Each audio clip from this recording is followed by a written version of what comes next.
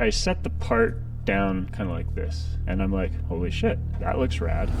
All right, so it's Saturday, and today is not an official streaming day. However, I was having my coffee this morning, and I was just playing around with the physical parts of the TB RD01 trophy truck that we've been designing all week, and I came up with an idea that I got so excited about. It's both super simple, like why didn't I think of that earlier, and also exciting enough that I'm like, I just have to work on that design today. This is kind of the new tail section that we were working on Friday. I don't know why I was assuming this whole time that the flat plate had to be on top and that this part would be down. We can actually install it on the vehicle in the orientation that it gets printed, which gives us this much more interesting look. We get to see the ribs from the side profile. It looks a lot more race car like. That's the direction I'm going to go, because that lets us do a lot more interesting stuff up here, because it doesn't have to just be this flat slab, which is why this tire is now mounted upside down, because the goal of this is to hang the spare tire underneath the tail to keep the center of gravity lower. It's super obvious. It is a dumb insight that just for whatever reason my brain was completely blocking. My brain was stuck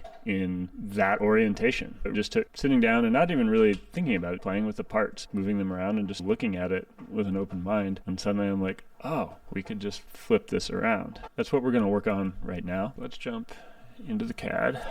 And this is our existing tail section. I'm going to need to bring this rib into here so that we've got a flat space to work on. So now let's just do a new sketch. That should extrude 2 on each side. Yeah, I like that better. Much better. Let's add some fillets there. And we're going to do a snap dot receptacles will go on this side here so that we can get a single connector in to connect to the top of the cap. I like centering that again. And we'll refine kind of some of these places, but let's get this thing printing. We got parts off the printer, and this new tail section is exactly as rad as I thought it was going to be.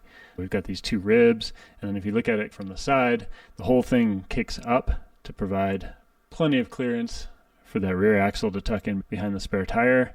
We've got these support ribs and a flush top connector, and also a little window there for the link pin to kind of go up through on the rear axle so we can maximize the full amount of bump travel. I think today was a lot of good work happened, and I am extremely happy with how this tail section turned out.